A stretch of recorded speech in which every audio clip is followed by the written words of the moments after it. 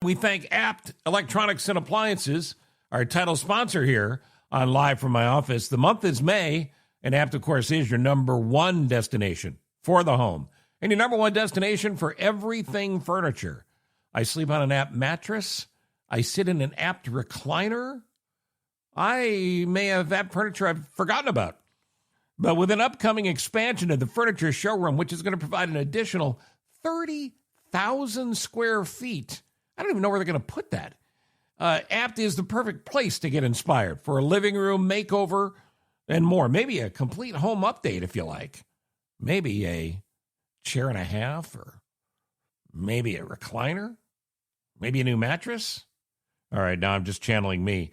Explore rugs and sofas and dining tables and mattresses and more with trend-setting brands like Palliser and FlexSteel, Hooker Furniture, and, of course, Our House as well.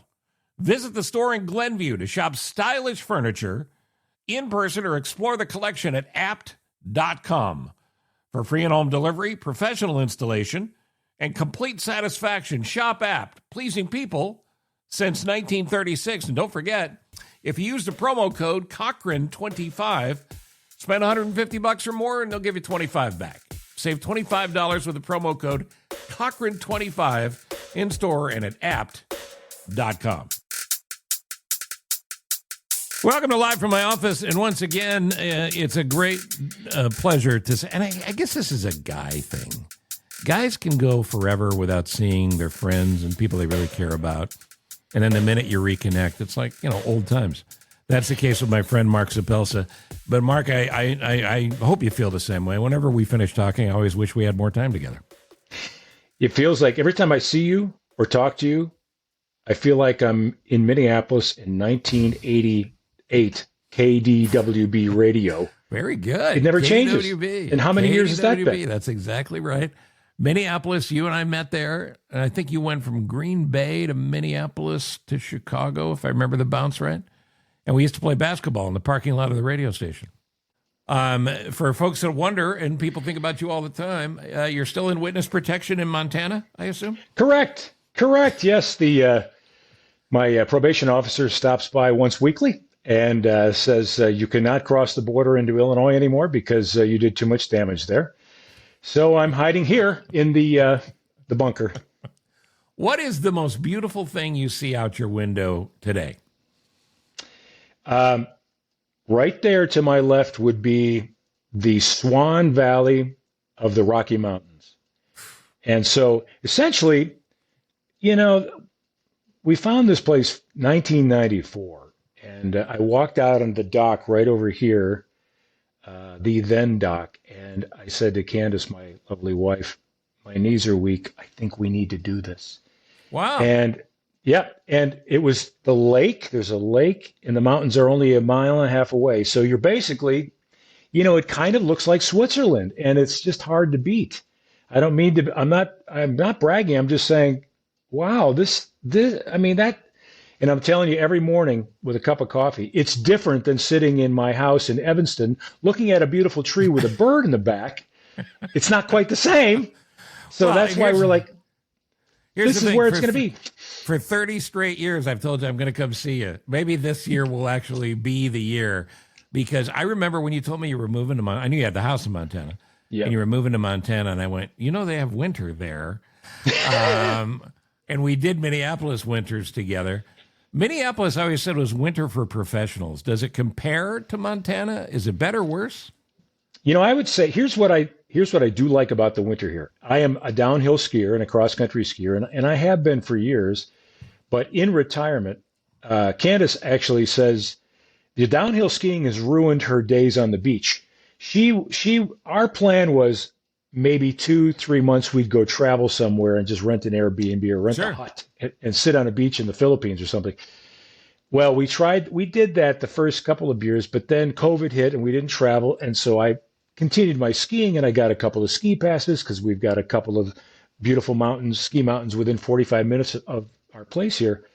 I skied 40 times this year. And so, wow. And here's the beauty of the winter here. Yes, it is a little tougher because you ski in our mountains. It's not like skiing Colorado, not like skiing Utah. You get wind, you get fog. It can be really cold, but if you dress appropriately and battle through the fog sometimes, because there's a couple of big lakes right near the mountains Sure. right near the ski mountain that causes some of that, you can really do well. But I've had a couple of Chicago friends, TV people say, should I bring my three boys out, which can cost $1,000 a ticket to fly out here, plus Sure. all the.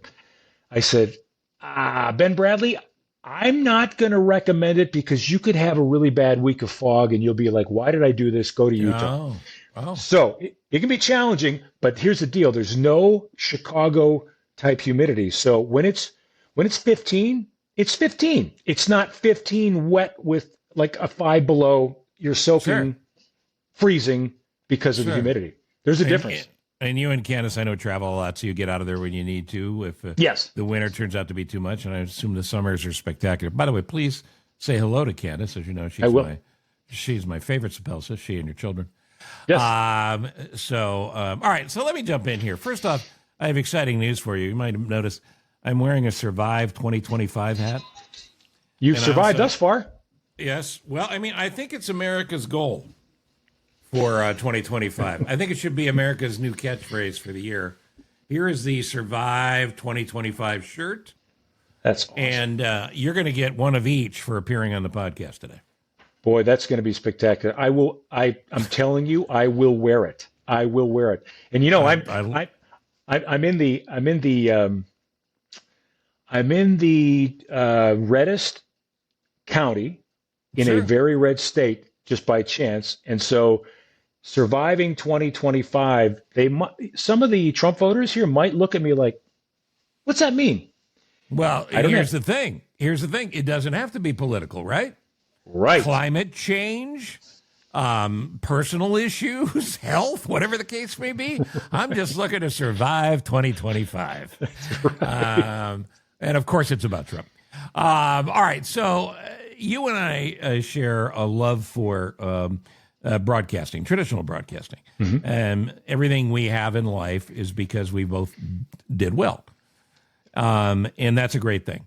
The traditional broadcasting, like everything else, has changed, and the new media has changed as well. But in the process of it, there's been a perfect storm, in my view, that has created the atmosphere allowing for someone like Trump and his minions to cause the greatest threat to journalism since the Constitution was written, and the idea that the Fourth Estate mattered and should be protected no longer exists. So let me start there.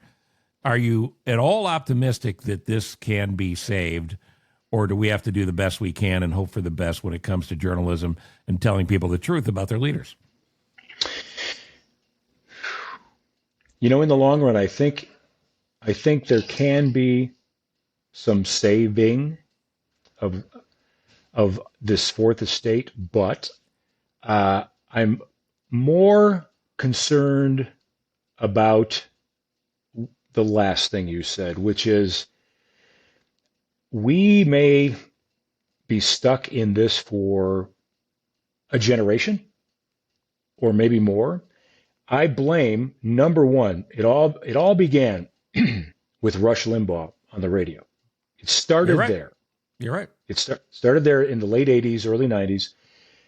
Roger Ailes and Fox News eventually picked up exactly that MO of what Rush was doing, put it on TV. I solely blame Rupert Murdoch and Fox News for what has occurred. The divide between, and not just Donald Trump, but the divide between Americans who say X is truth, and then the other side that says Y is truth, and they look at each other like, what are you talking about? Right. And both of them are doing that. What are you talking about? Right. It's Fox perpetuating it. If you drive around Montana, Steve, and stop at any gas station or any bar with a TV on, I'm going to tell you what's going to be on there. It's Fox News. Every time, everywhere, every place.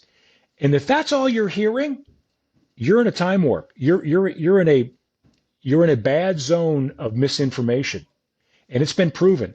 And if I had somebody on our split screen here on the third window who was a Fox watcher saying, no, you're wrong, I would calmly but vehemently say, no, I'm right.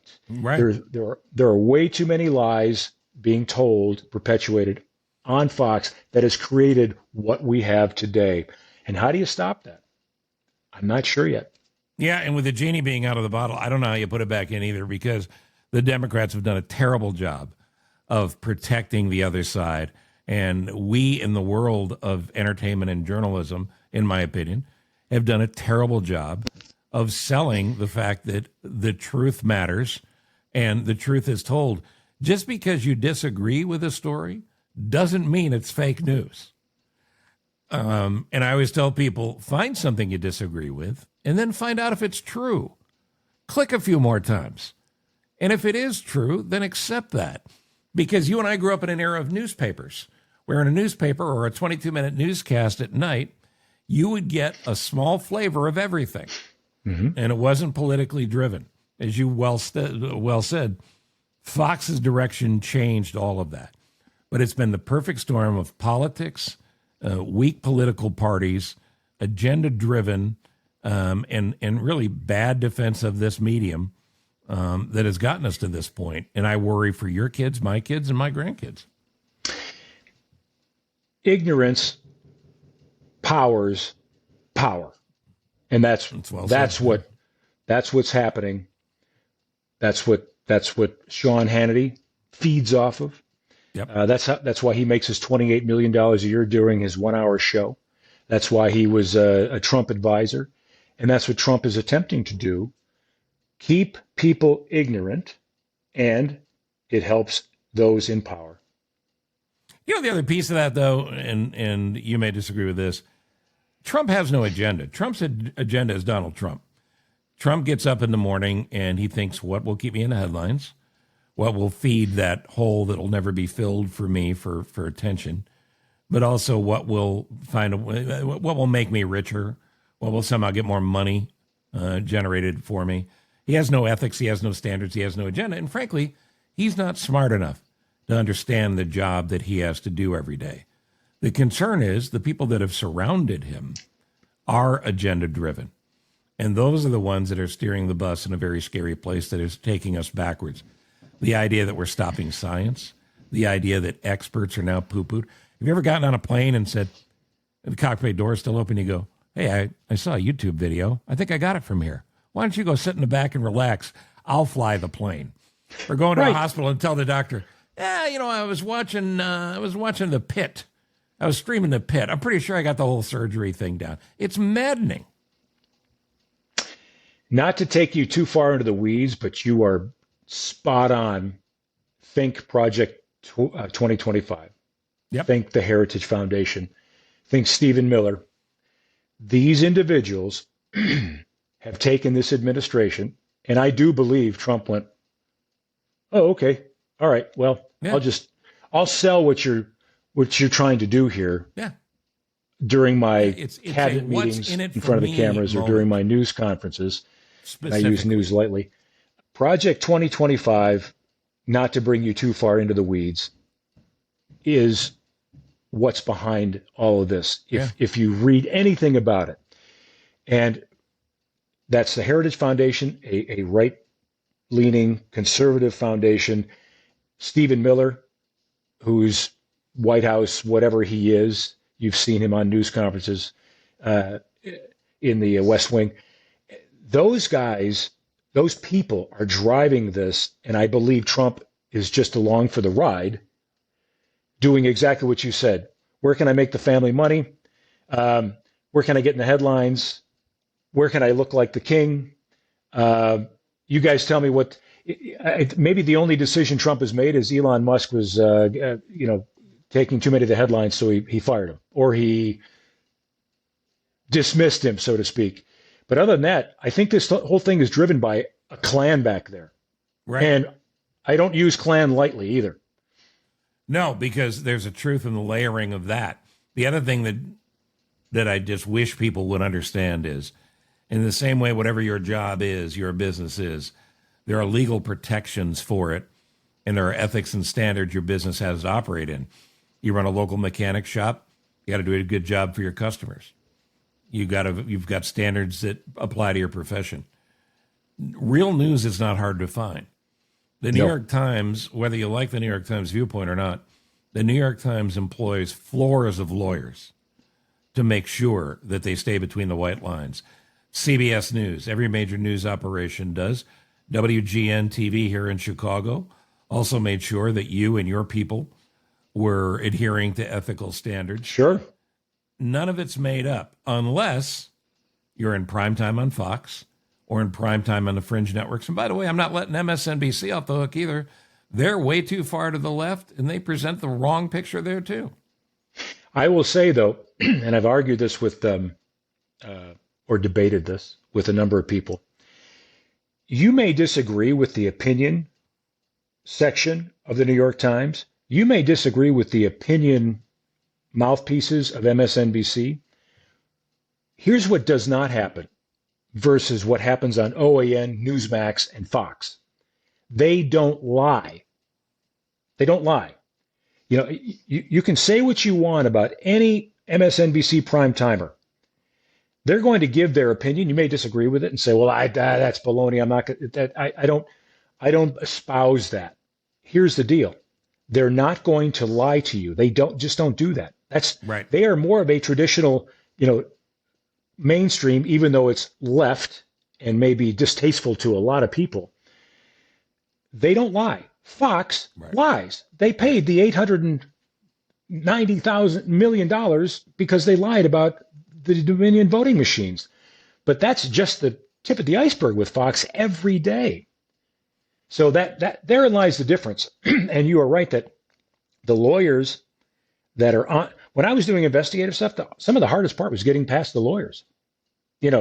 My scripts, writing them, working with my producer, going out and pounding the pavement to chase bad guys and coming back and trying to put a story together.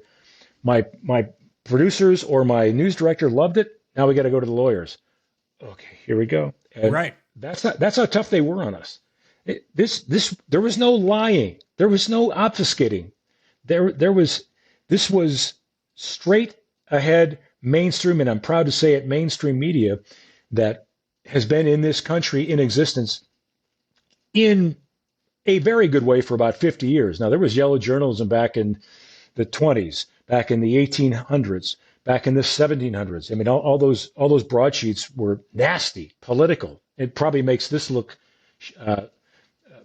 patty cake compared to what they were doing back then. But we had a standard set. The Edward R. Murrows, the Walter Cronkites, those guys set a standard. Peter Jennings, they set a standard. Ted Koppel. And Mark Suppelsa. Well, I just followed what they did and said, no, but this is what I learned. I'm telling you, this is one of the things that I hope kids who still have a passion for this, and I hope they do, need to understand. I never knew what political party you were. I never knew how you voted or how you felt about issues because you were there to tell us what was going on and to tell us the truth every single night. And I will tell you. You were always 10 times the reporter you were as an anchor, and you're the best anchor I'd seen since Peter Jennings. We're all born into something. You were born to do what you did, and there just aren't enough of you left anymore. I appreciate your complimentary hyperbole, but so I don't rank up there with what you said, but I tried my hardest. I will tell you this, and I've told people here, I've debated conservatives here, conservatives who don't necessarily like Trump, those that love Trump, liberals who hate Trump, and I've talked about it, and I've said, no, I'm not going to join you with your protest downtown Kalispell I'm still a reporter, but I will tell you this. I'm going to give you my voting record right now. 1980, John Anderson, independent, didn't vote for Reagan and didn't vote for Ted Kennedy, or didn't vote for Jimmy Carter. I voted for Barack Obama one time. I voted for Mitt Romney another time. I voted for Bob Dole. Same voted. Same here. I voted for Hillary Clinton. I'm all over the map. And that's what a reporter should be. Yeah, and also as a talk show host, whenever I would deal with serious issues, and the older I got, the more serious it got, I always felt like it was calling balls and strikes. I didn't care what party you were. I cared that you were doing the right thing. That's right. And when people were doing, I was screaming on the air about Bill Clinton should have been thrown out of office. I voted for Ross Perot. That's another great point. And by the way, if the chickens don't come home, stop looking for them. Listen, I agree 1,000%. But we crossed over another very scary point recently, a milestone, if you will, in the 60 Minutes story. Because even in this world of confusing what's real, what's not real to people, 60 Minutes was a news program for 50 plus years that you could count on. It's a little deep in the weeds, as we've used that phrase a couple of times now, but there's a giant transaction that will make the owner, in quotes, of CBS quite rich if it goes through. And that involves not having Trump block said transaction, and has the woman who runs the company that is CBS News and telling CBS how 60 Minutes can do their job. Their longtime executive producer, I believe they've only had two, Don Hewitt and the guy that just left. Mm-hmm. Those two guys, Hewitt passed, and this guy just left, and the president of CBS News just left. If we lose 60 Minutes, we're in trouble even in a bigger way, buddy. That's right. It reminds me of what these law firms are going through under the Trump administration. Let's go back to if the Trump administration and the Project 2025 is to subvert or take over the various elements of our democracy system, which isn't perfect, but let's say, for example, they want to take away the financial budgetary process from Congress so they can use money to do whatever they want, which would be, we're going to hire a bunch of our law firms to sue your law firm until your law firm stops representing the college kid who spoke out on behalf of Hamas or on behalf of genocide. And so 60 Minutes is just sadly just a nugget of that capitulation, not 60 Minutes, but CBS News, capitulation to the Trump administration, because you know what? We tend to, we may gain something by fighting, but by not fighting Trump. Let's work over here in the 60 Minutes newsroom and let's try and soften things up a little bit. That's very dangerous. Same thing with law firms. You know what? We're not going to represent any more people that were taken off the street without any sort of due process and jailed for 2 weeks, even though they were a sophomore in college and did nothing but just write a term paper. That's the goal of 2025. That's the Project 2025. That's the goal of what is occurring with these people surrounding Donald Trump and Trump himself, I believe, based on what I'm reading. It is the dictator's playbook. And many of those in Trump's inner circles are hack sopranos. They're mob wannabes. But a lot of them are very smart people who are dangerous because they're smart and because they're now in a position to manipulate the system. The damage that's already been done in the first few months of Trump 2, now it's personal, is hard to quantify. And we may not know the full effect of it for a generation or longer, probably long after you and I are gone. But if you're not offended by the notion of the state the country is in for your kids or your grandkids, you're selfish or you're not paying attention, or maybe it's a little bit of both. Because journalism matters. That's how you get the truth. And when I hear people freaking out over things like anonymous sources, every story of great controversy about political corruption had anonymous sources. Watergate's the easiest example. Anonymous sources are not fake news stories. Anonymous sources are driven by Democrats and Republicans and others and whistleblowers to make sure a story is told. And what is the number one thing you were taught in journalism? You must have two sources? Or more. On a story. Yeah. And your bullshit meter... Steve, I've had multiple stories that were where it was, the heat was on. We had, we knew we had to be right, and we had to produce the goods, otherwise we weren't going to air it. And I've had multiple investigations over the years at my 3 different TV stations in Chicago where the boss said, I want 3 sources. I was like, 2 wasn't good enough. You need 3. They held me to the fire. And those sources were anonymous. They had to be protected. Of course they did. And there have been court battles over protecting sources. Journalists have gone to jail for this. I never thought in our lifetime we'd see this, but journalists who did the job you did for all these years and talk show hosts like me are now under political threat and the possible threat of doing time for doing their job, the same way doctors are for performing life-saving medical treatments or abortions. It's outrageous. It's wrong. It's every reason. Back when they wore funny hats and funny shoes, they said, enough of kings. We're going to go to the wilderness of some place called the America. Maybe we'll call it the United States someday. And we're going to be there because we don't want to live like this. It's not hyperbole, boys and girls. This is the path we're headed down. As Scott Pelley said in his commencement speech, which I noticed that this was at Wake Forest University. Yep. I noticed that all the headlines, when I was just researching it a little bit, all the headlines saying Scott Pelley goes crazy, loses it, right, disparages Trump. They were all Murdoch entities. Every one of them was a Murdoch. New York Post, Daily Mail, Fox News. The rest of them were. Scott Pelley didn't even name Trump by name, but what he said was never said his word, never said his name. But what he did say, which was very important, which is we should be debating, not demonizing. Just very simple. We should be debating, not demonizing. And that's all this administration appears to be doing to anybody that is in their way with what they want to do with what I agree with you is the dictator's playbook. You know, he made a great point in that speech, and I love that Pelley's taken a stand because he's had great success. It's not about Scott Pelley.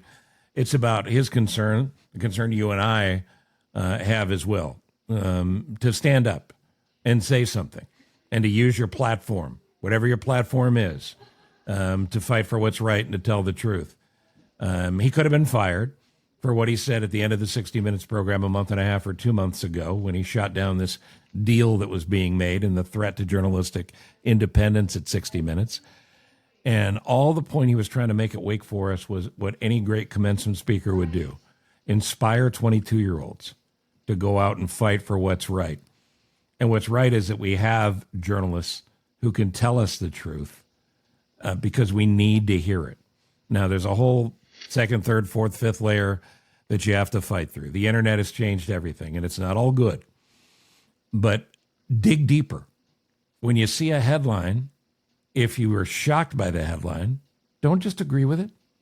Find out if it's true. Read the first paragraph. Check your second source and go forward. That's the only hope. And I know you've drummed this into your kids the way I have into mine and the way my son will into my grandkids.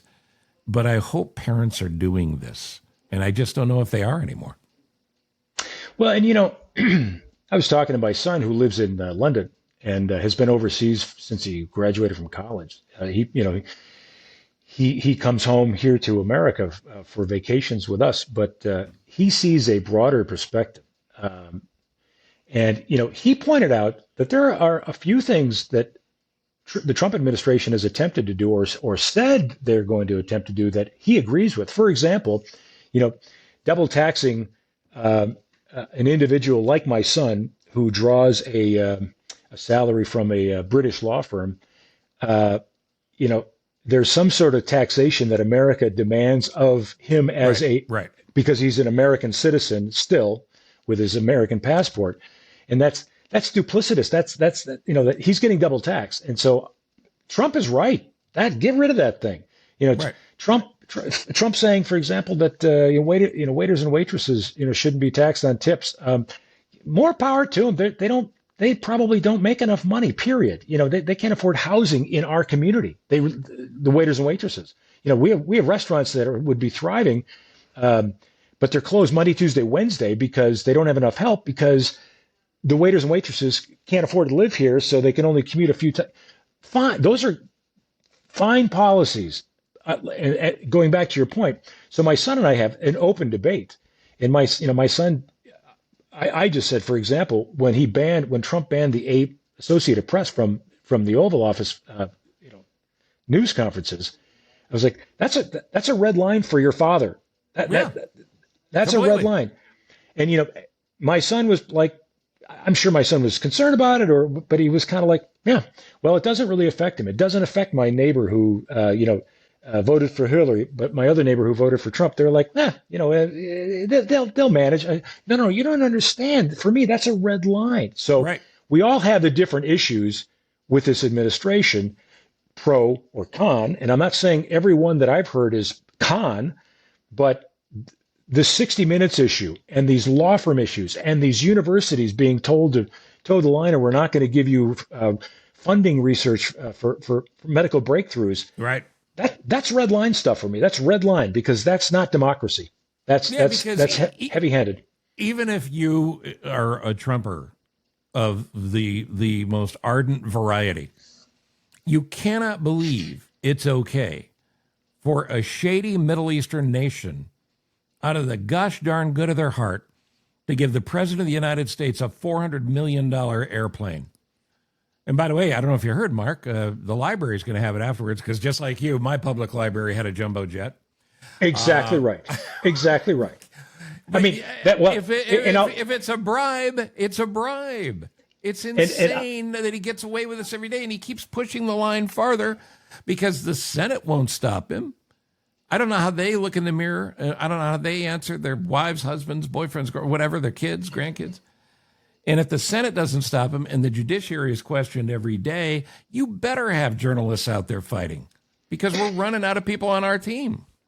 Robert Reich, the left-leaning, but also worked under Gerald Ford, Jimmy Carter, and then Treasury Secretary for Bill Clinton, and is great economist mind, but also a great public servant.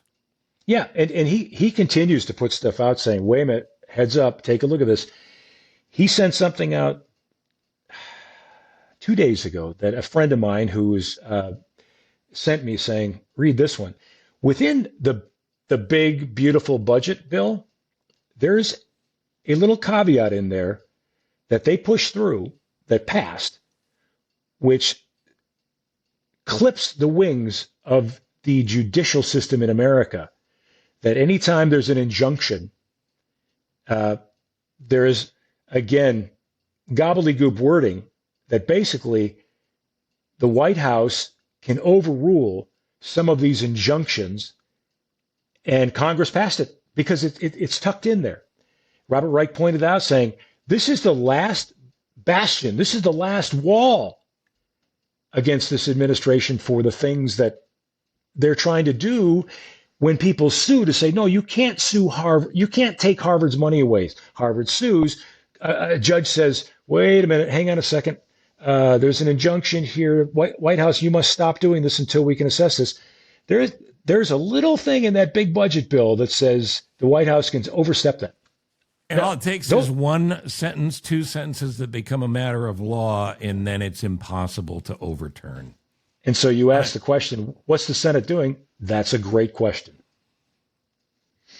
You know, the political environment in this country is such that 90 million people didn't vote last fall. Regardless of what you heard or believe, the final count for the presidency was very close, very close. And if a fraction of those 90 million people voted, it could well have gone a different way. Trump won fair and square, the same way he lost fair and square in 2020. But winning doesn't mean you gut America and that you don't consider the fact that you're the president of the United States. You're not the president of the people who believe Donald Trump's right. So I guess I would just say, Mark, and I don't know any other way to tell people, and I tell people all the time to do this, you got to let people know who are your elected representatives. It's easy to Google if you don't know who they are, and don't feel bad if you don't know who your Congress people are, or even your senators. But you've got to let people know that if they want your vote, because you are one of the people that are going to show up, or you wouldn't be watching this on YouTube or listening to it. You are engaged. And if you want my vote, you're going to fight to protect journalists. You're going to fight to protect the people that tell the stories so that you will know the truth. Because whether you and I are still around or not, at some point, Trump Republicans will not be in power. You want the Democrats to come in and do the same thing that you're doing right now? It's the end of America. You can't have it. That's right. And,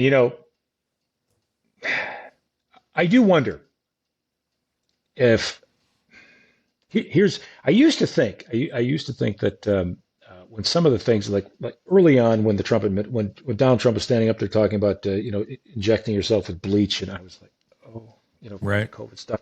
Some of those early things that we were appalled and like, what is he saying? And I know Republicans were saying the same thing. Well, he says some crazy things, but never mind that. Focus on this thing and this thing. That my issue. Yeah, look over here. No. Look over here. Right, border immigrants, illegal immigrant. Right. But I used to say, gosh, in 40 years, the kids of these Trump voters or the grandkids of these Trump voters are going to deny that their grandfather ever voted for Trump. Now I'm not so sure. I'm really not so sure.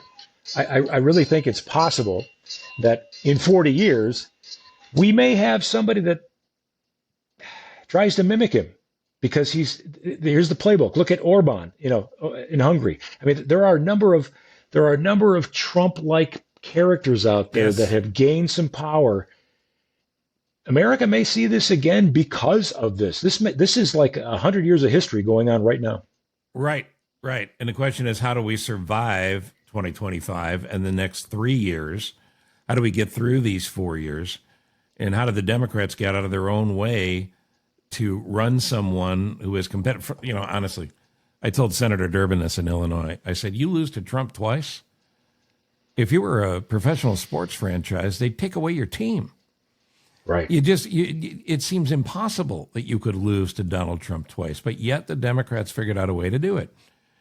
And in a future Substack, I write columns for Substack. In a future Substack, I'm going to go through all of Congress, all 535, and grade them out as to what they've done or haven't done. Because if your elected representative is not representing you, throw them out. Throw them out. I never believed in that in the old days. When you and I were coming up, I never believed throw them all out. That's the old people in I grew up with. We're just bitching. No, if they're not getting it done, get rid of them. And the problem is those who were getting it done, and I consider Senator Durbin among them, and he's getting out for a number of reasons, but I guarantee you his frustration over the years is built to a point where it's impossible to get anything done. So if you have voter apathy to the tune of 90 million people not showing up, and you have elected representative apathy of those who can actually change things, again, you better have writers, you better have reporters, you better have talk show hosts who are telling you the truth. Otherwise, I don't know where we go from here, because all great empires end. I'd rather not be around to witness the end of ours. And I don't want to hand it to my grandkids that way. Right. 100%. I mean, it seems pretty idyllic in Montana. Maybe I'm just going to move in with you and Candace. You could easily do that, Steve, but I will tell you,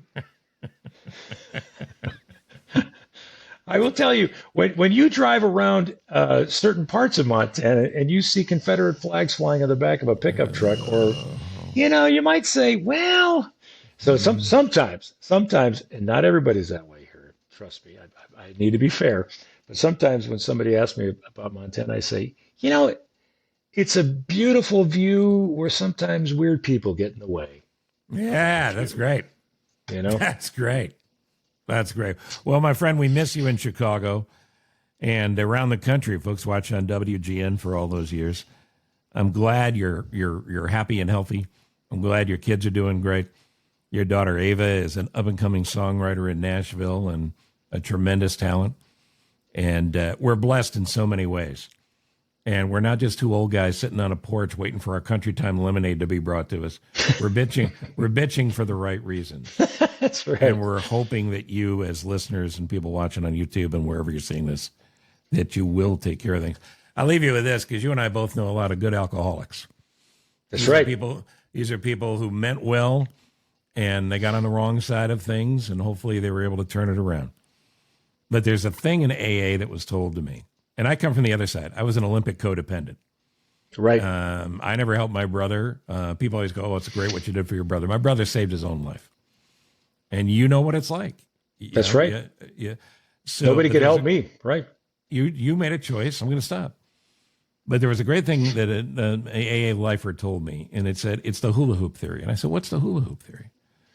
And they said, okay, there's a guy, and it doesn't matter, by the way, if this story is true, because it matters. And it goes to everything we've talked about here. A guy is newly sober, and he's pissed. He's bitter, he's pissed, he just wants a drink. And his sponsor says, we're going to go down the street. There's a nice lady there. She's a widow. We're going to clean her garage. And they go into the garage, and it's hot, and it's miserable, and he's getting pissed off, and he's more bitter than ever. And he just wants a drink, and he just wants to leave. And finally, the sponsor has had enough of the whining and bitching. And there's a hula hoop hanging on a wall. And he takes the hula hoop off the wall. He sets it down on the ground at the front of the garage. He goes, stand in the middle of that. And the recovering alcoholic goes, what are you talking about? He goes, stand in the middle of that. So he stands in the middle of it, and he goes, spin around. He thinks the guy's lost his mind. He goes, no, spin around. Take one lap. Spin around. He takes one lap around. He goes, what's your point? He goes, everything you can see, fix that first. Fix what you can see first. Fix your home. Fix your driveway. Fix your garage. Fix everything that involves your kids. Fix your school board. Fix all of that. Then worry about the big stuff. Don't walk away from the big stuff that we're all privileged to be a part of, voting. But stop eating, drinking, stop drinking the Kool-Aid and eating whatever they're trying to feed us, and do the right thing. It's the hula hoop theory, and I love it. That's awesome. We've just lost sight of it. That's perfectly said. In AA, I was also taught, keep your side of the street clean. That's it. Don't worry about the other side of the street, which could be the big things. That's the hula hoop theory that you're talking about. Fix you first, and then fix what's near you. See what you can see on your side of the street and keep that clean, whether it be your job, your education, your kids, your family. That's your side of the street. That's it. Work with it, but get sober first. That's the first thing, because you can't do anything if this is screwed up. How long do you have now? How many years? 13. God bless you, man. Lucky 13. May 3rd. I remember vividly the night you announced it. You called me before and said, I just want you to know what I'm about to say. And Nobody knew. Nobody knew, but you knew. And I was an had to make a isolator. change, and I'm forever proud of you for that, as I am my own brother. All right, buddy. So before I let you go, again, I want to remind you, you are going to receive this fabulous shirt and hat set, Survive 25. Let me get it on camera here. Survive 2025, I should say. Survive2025.us. Get your shirts and hats just like this one, and you'll look good. And remember, it doesn't have to be a fight. We're just all trying to get through this together. But I love you. I miss you. Give Candace a hug, and thank you for doing this. Kisses to you, too, and you and your family, and Ross and Amy and everybody. And I will wear that proudly. And as soon as I get it, I will take a selfie and send it to you. And Nice. You keep that private. You don't have to share that with anybody, but I'll prove to you that I'll be wearing it. I'm going to post it so fast it'll make your head spin. Thank you, Mark Suppelsa.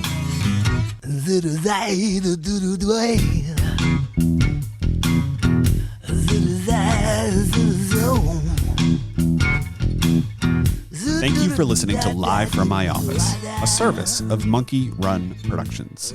All rights reserved. The podcast is hosted by Steve Cochran, and it's mixed, edited, and produced by me, Ross Cochran. Steve is available for corporate speaking gigs. He would love to MC your event, and occasionally, he's funny. Thank you for listening. Head to cochranshow.com for more.